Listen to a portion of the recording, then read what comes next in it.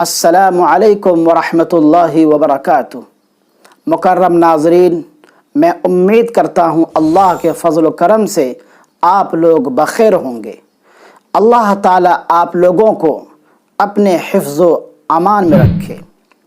آج جو واقعہ آپ کے سامنے بیان کیا جائے گا، اس واقعے سے ہم سب کو اپنی ایک اہم ذمہ داری کا احساس پیدا ہوگا۔ اور یہ واقعہ ایک اللہ کے ولی بزرگ حضرت شاہ بہلول رحمۃ اللہ علیہ کا ہے۔ حضرت شاہ بہلول رحمۃ اللہ علیہ کہیں چلے جا رہے تھے۔ آپ نے دیکھا کہ سڑک کے کنارے کچھ بچے اخروٹ اور بادام سے کھیل رہے ہیں۔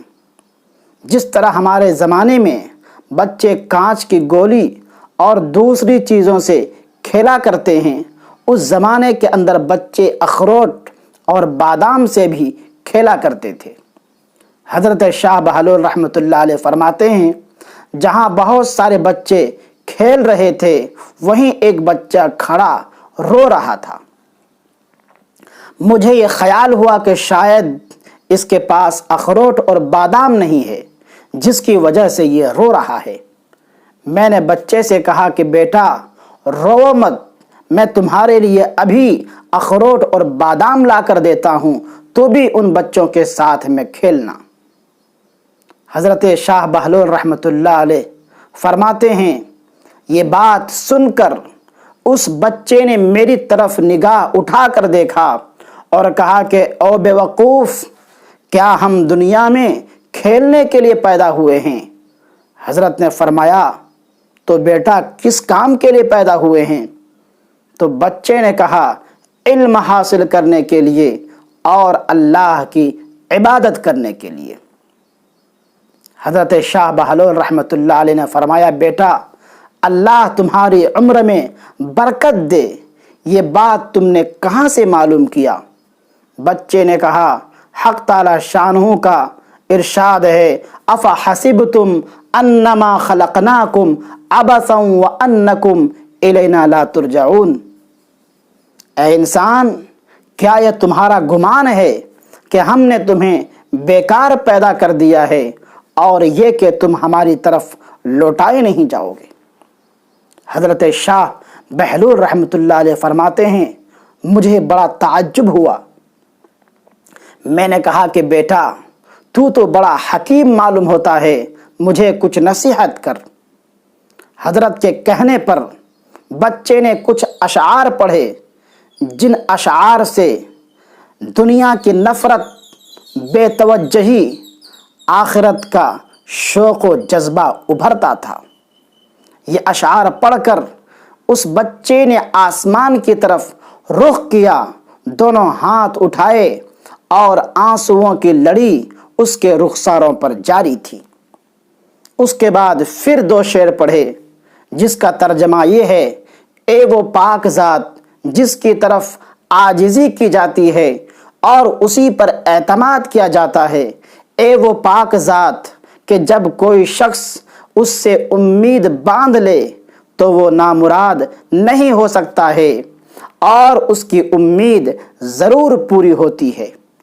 حضرت شاہ بہلول رحمۃ اللہ علیہ فرماتے ہیں، یہ شعر پڑھ کر وہ بچہ بے ہوش ہو کر گر گیا۔ میں نے جلدی سے اس کا سر اٹھایا اور اپنی گود میں رکھ لیا۔ جب اس کو ہوش آیا تو میں نے کہا، بیٹا تمہیں اتنا خوف کیوں ہے؟ ابھی تو تم بچے ہو، ابھی تو تم چھوٹے ہو، تمہارے نامہ اعمال ابھی گناہوں سے بالکل پاک و صاف ہے۔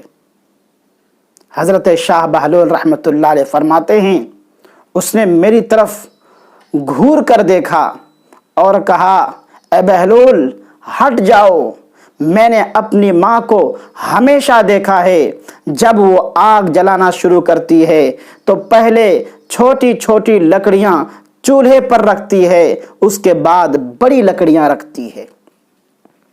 چھوٹی چھوٹی لکڑیوں کے ذریعے بڑی لکڑیوں میں آگ پکڑ جاتی ہے۔ مجھے یہ اندیشہ ہے، یہ خوف ہے کہ کہیں قیامت کے دن میں جہنم کے آگ میں چھوٹی لکڑیوں کی جگہ رکھ دیا جاؤں۔ مکرم ناظرین، ذرا اندازہ کیجئے کتنا چھوٹا بچہ ہے اور کتنی بڑی سوچ ہے۔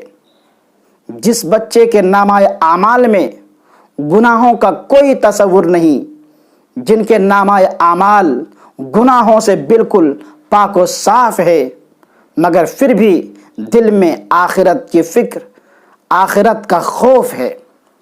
یہ سب چیزیں کب پیدا ہوتی ہے؟ جب گھر کا ماحول دینی ماحول ہو، جب ماں باپ کے اندر دین ہو، تب جا کر بچے کے اندر یہ سب باتیں اور ایسی سوچ پیدا ہوتی ہے۔ اب جن ماں باپ کے اندر دین نہیں ہے، جو ماں باپ نماز کے پابند نہیں، جو ماں باپ شریعت کے پابند نہیں، ان بچوں کے اندر دینی بیداری کیسے آ سکتی ہے؟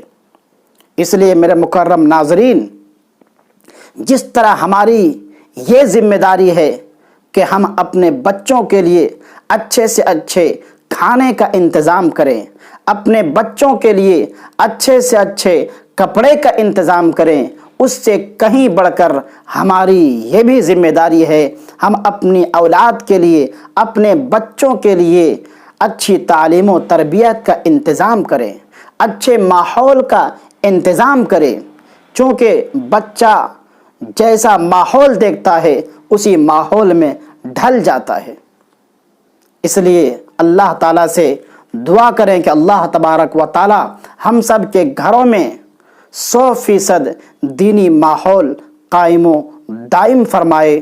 اللہ تبارک و تعالی ہم سبوں کو ان باتوں پہ عمل کرنے کی توفیق عطا فرمائے۔ آمین یا رب العالمین۔